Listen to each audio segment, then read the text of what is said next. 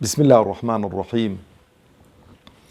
الحمد لله رب العالمين، والصلاة والسلام على أشرف الأنبياء وخاتم المرسلين محمد وعلى آله وصحبه وسلم.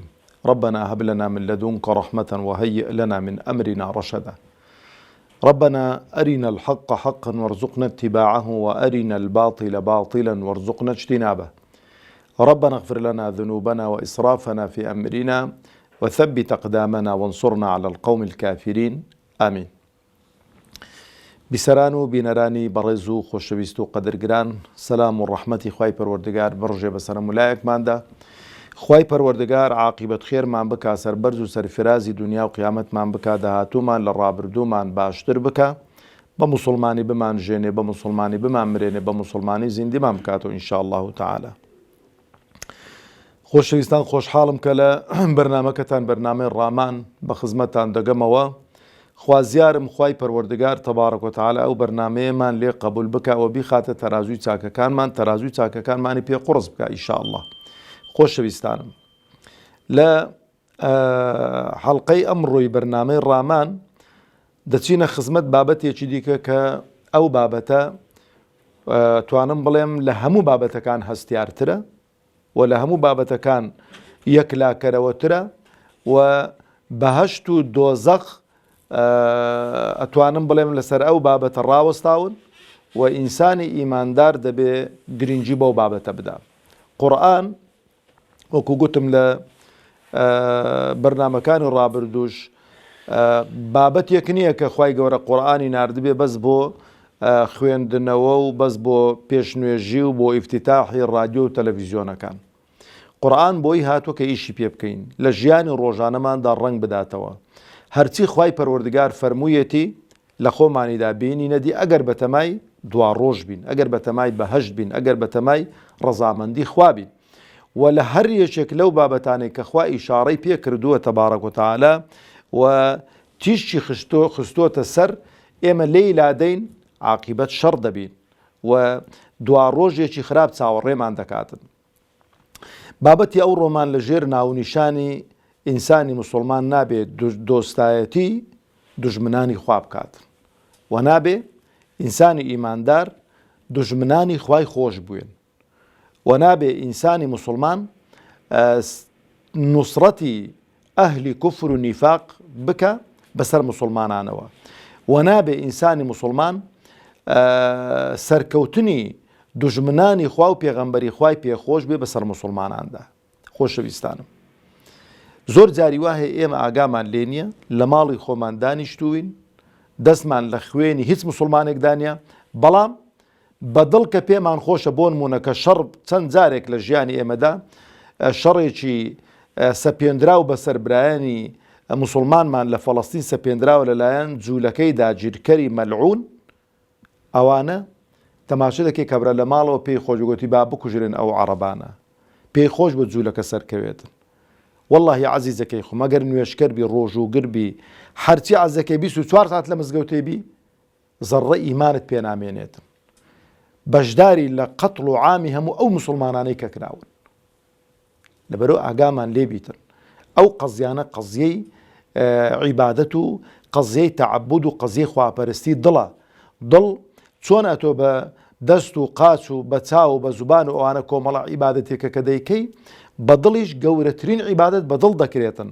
یەکێک لەوانە ئەو بابەتەیە، خۆشەویستی و ڕق لێبوونەوە، وەلا و بەڕا، کە ئەو بابەتانە خوای پەروەردگار تەبارەک و تەعالا زۆر بە حەسمی باسی کردووە. ینی باوەڕتان بە ئینسان کە ئەو ئاەتانە دەخوێنیتەوە موچڕکە بەقال بدادێت. لە سوورەتی ئەلموجادیلە خوای پەروەردگار تەبارەک و تەعالا لە ئاەتی 22 دەفەرمێ: أعوذ بالله من الشيطان الرجيم لا تجد قوما يؤمنون بالله واليوم الآخر. يعني تەماشەکەن چێە ئەو قسەیە دەکا؟ ئەوە کەلامی چێە؟ کەلامی خوایە تەبارەک و تەعالا، قسەی خوایە تەبارەک و تەعالا. چێ بڕیاری ئیمان و کوفر و نیفاق دەدا بەسەر عەبد و بەندەکانی خوا؟ خۆ ئیجتیهادێکی منوتو نییە. لەبەرەوە خوای پەروەردگار دەفەرمێ لا تەجید قەوما نابینیەوە کەسێک یعنی لە کوڕەی زەوی بگەڕێ نابینیەوە کەسێک کە بڵێتن ئیمانم بەخوا و بە ڕۆژی دوایی هەیە یوادون من حاد الله وەڕەسوولە دۆستایی کەسانێک بکەن دۆستایەتی کەسانێک بکەن کەسانێکیان خۆش بوێ نەسڕەتی کەسانێک بدەن کە چنە کە دژمنایەتی خوا و پێغەمبەری خوا دەکەن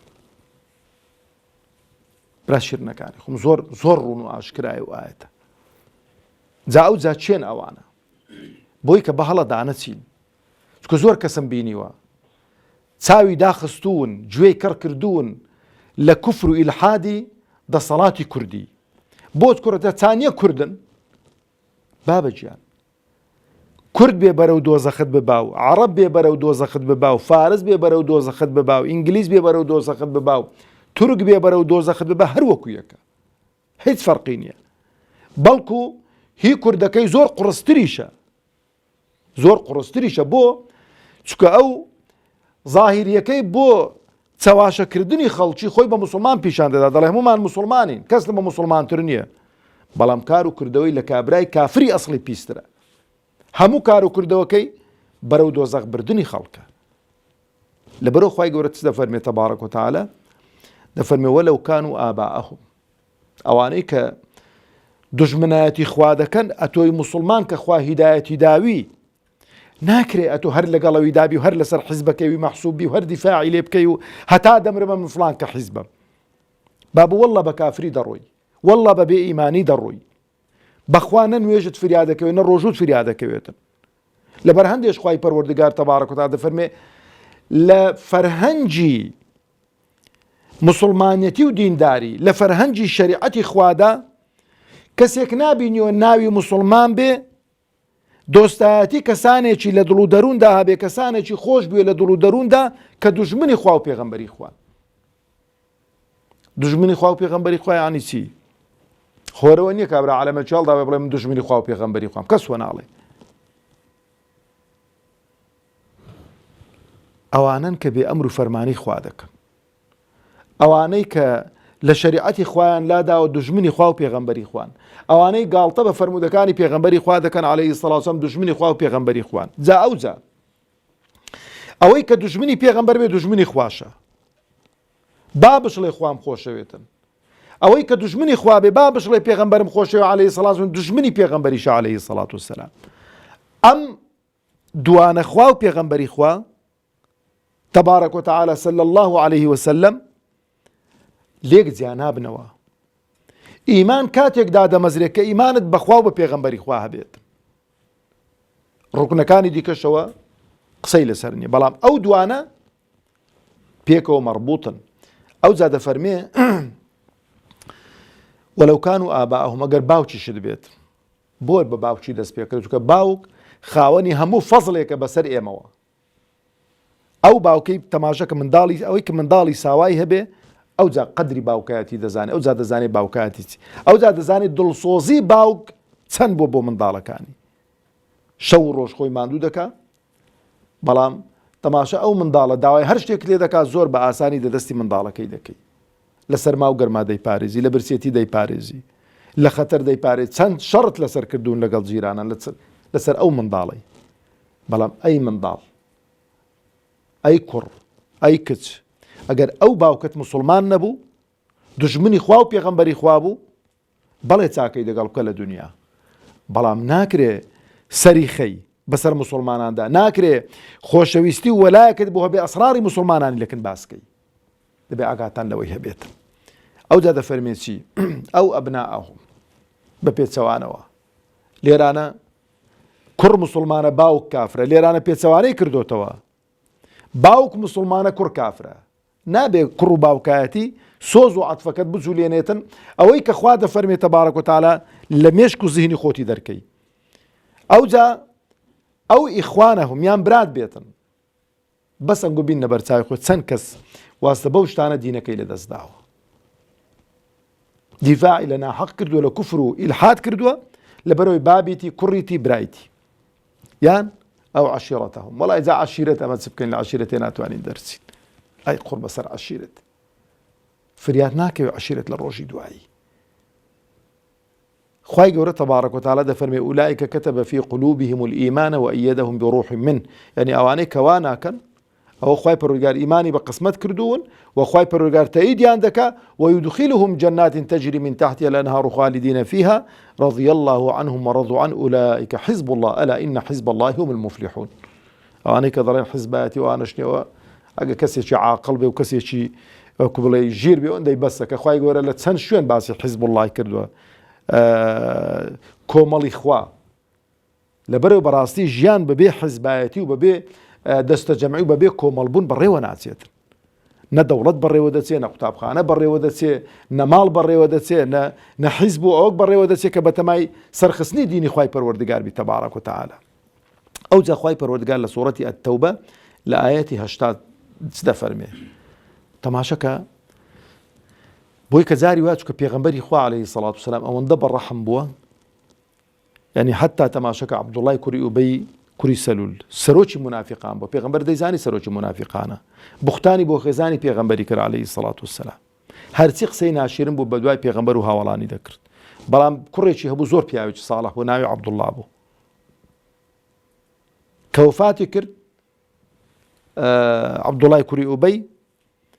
ئەو عەبدوڵای کوڕی هاتە لای پێغەمبەری خوا عەلەیهی سەڵات وتەی پێغەمبەری خوا گە جوبەکەی خۆتم بدەیتێ بەشقم کفنی کەین خوای گەورە واستە بەو جوبەی تو لێی خۆش بیت، ئەیزانی بابی منافقە. ئەو جا چوو پێغەمبەری خوا عەلەیهی سەڵات وسەلام نوێژی لەسەر کرد. ئیمامی عومەر دەڵێ جوبەی پێغەمبەری خوای گەورە عەلەیهی سەلام فەرمەی پێغەمبەری خوا تۆ هەموو شتانت لەف کرد چوون یا عەبدوڵای تی نەوەڵا هەمووم بەفکرن،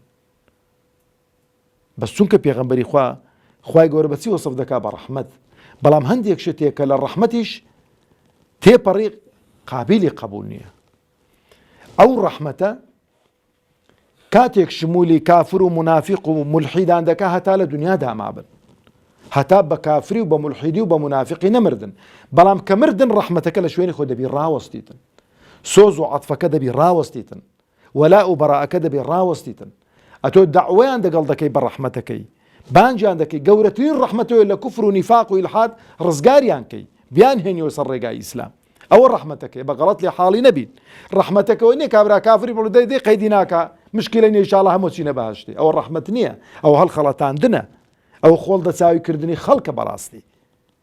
لەبەرەوە خوای گەورە تەبارەک و تەعالا کە پێغەمبەر هەندە حەریص بووە بۆی کە پێغەمبەر عەلەیهی سەڵات وسەلام وەکو بڵێ ئومێدبەر دەکا خوای پەروەردگار دەفەرمێ ئستەغفر لەهم ئەو لا تستغفر لهم. ئەگە داوای لێخۆشببوونیان بۆ بکەیت داوای لێخۆشببوونیشان بۆی نەکەی لە لای خوای پەروەردگار وەکو یەکە إن تستغفر لهم 70 مرة فلن يغفر الله لهم. ئەگەر 70 جاریش بپاڕێەوە لە خوا خوای گەورە تەبارەک و تەعالا لێیان خۆش نابی.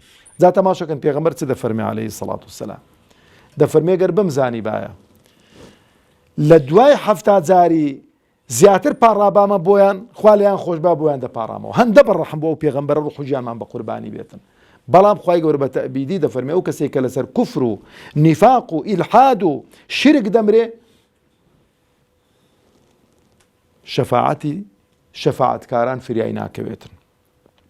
دەفەرمێ چی خوای پەروەردگار تەبارەک و تەعالا فەلەن یەغفر الله لهم، بۆ خوای لێیان خۆش نابێ ذلك بأنهم باو پەیامەم بۆ ئەو کەسانە بێ کە بەڕاستی ئیماندارین فریای خۆیان کەون لەبەر ئەوەی ئەوانە کەفەڕوا بالله وەڕەسووله ئیمانیان بەخوا بۆ پێغەمبەری خوا نەبوو. والله لا يهدي القوم الفاسقين. خەڵکێکە لەسەر فسق و کوفر و ئیلحاد بژێت و فرچکی پێوەگر بێ و ئیستیعدادی ئەوەی نەبێتە ناو دایرەی ئیسلام خوای گەورە لێی خۆش نابێ. ئەو جا وەرن تەماشەی سوورەتی ئەلمومتەحینە بکەن. خوای گەورە دەفەرمێ چی؟ لآياتي سوار دفرمي قد كانت لكم أسوة حسنة في إبراهيم والذين معه. بو إيوه باشترين قدوة كساويان ليبكن چين إبراهيم لقال أو إيمان دارانيك لقال يدابون بو إذ قالوا لقومهم كبا قومكي خويانقو إنا براء منكم أما برين لإيوه ومما تعبدون من دون الله وأوانيك ديان پرستن بيزغل أخوا باشا كفرنا بكم باورمان كفرمان بەو شرک و بێ باوەڕی ئێوە کردووە باوەڕمان پێی نییە و لەگەڵتان دانابین و بەدا بەیننا و بەینەکم العەداوەة والبەغضاء ئەبەدەن حەتا تؤمنوا بالله. دژمنایەتی و وەڕق و قین لەما بەینی ئێمە و ئێوە سەری هەڵداوە کۆتایی نایە هەتا ئەو کاتەیەوە تۆ بەنەکەن. ئەو ئەسڵی ئیمانە.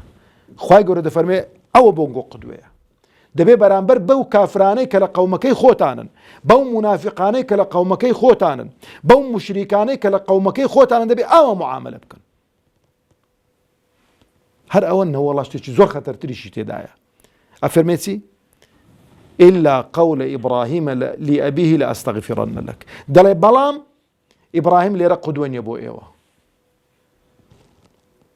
کە پێغەمبەران هەموو قودوەنە، بەس خوای گەورە تەبارەک و تەعالە لەبەرەوەی ئیبراهیم عەلەیهی سەڵات وەسەلام ئەلێرانەدا وعدێکی بە باوی داوە لا ئەستەغفیڕەنە لەک، چونکە باوی مشریک بوو داوای لێخۆشبوون دەکەم. ها بەس گوتی داوای لێخۆشبوون دەکەم بۆت لەخوا.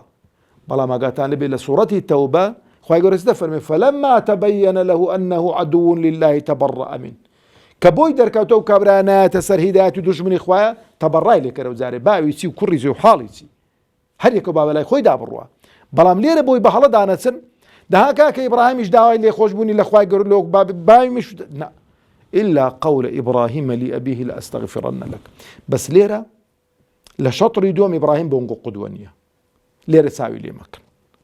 أو زخواي پروردگار تبارك وتعالى لسورة آل عمران آيات 28 دفرميت شي لا يتخذ المؤمنون الكافرين أولياء من دون المؤمنين.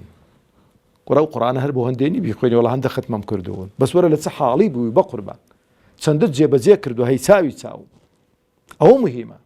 خوای گەورە دەفەرمێ لا يتخذ المؤمنون الكافرين أولياء من دون المؤمنين. ناکرێ و ناگونجێ ئینسانی ئیماندار دۆستایەتی کەسانێک بکات دوژمنی خوا و پێغەمبەری خوان بێجگە لە ئیماندارە. دەبێ ئیماندارت خۆش بێ لە هەر شوێنێکی بێ. لە ئۆکرانیا بێ، لە رووسیا بێ، لە فەڕەنسا بێ، لە بەریتانیا بێ، لە شیشان بێ، لە ئەفغانستان بێ.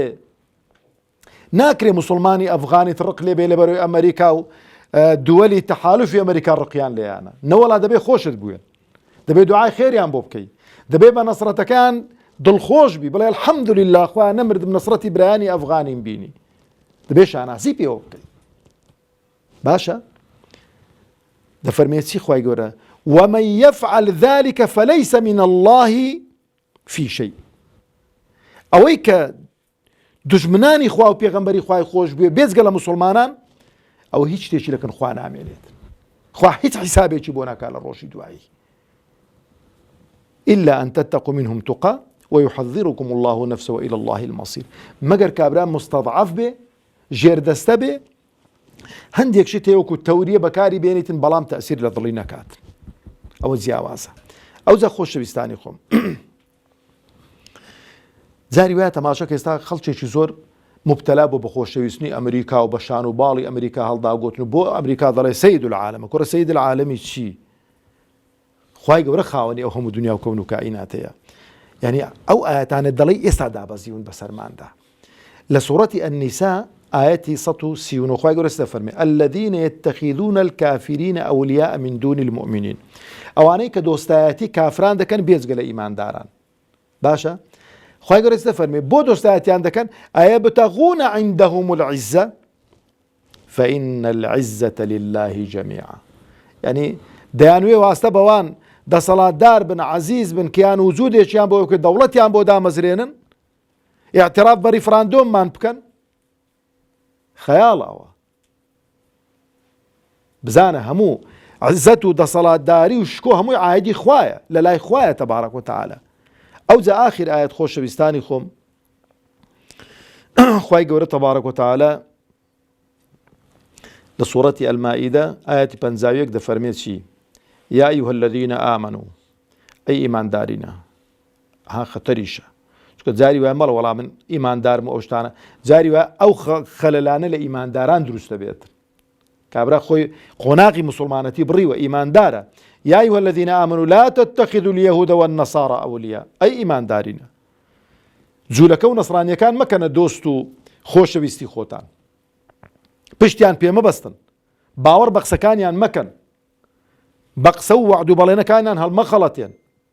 لە فکرمان چوو چێ شۆڕشی 74 ئێمەی کە مەسەڵەن کورد ئەو کاتەی شۆڕشێکی دەکرد چێ هەڵی وەشاندەوە؟ چێ میلەتی کوردی بەبووکدا؟ چێ میلەتی کوردی فرۆشت؟ چێنەوە تو یەک پشتی تێکردینەوە دیسانەکە؟ لە ریفراندۆمی چێ فشاری خستینە سەر؟ ئەو شتانەتان هەموو لە فکرچۆوە. عاقڵبی باشە ئەو میلەتە، ئەو دەسەڵاتدارانەی کە ئەمڕۆ ئەو میلەتە بەڕێی کوفر و ئیلحاد دادەبەن، ئەگەر تۆبە نەکەن قوڕ بەسەری خۆیان دەکەن، بەسەر میلەتەکەشیان دادەکەن. جوولەکە و نەسڕانیەکان حاڵیان گەلێک خۆش نییە، ئەتۆش حاڵی ئەو میلەتەوەکو حاڵیوان لێ بکەی. بەرەو خوای گەورە دەفەرمێ چی؟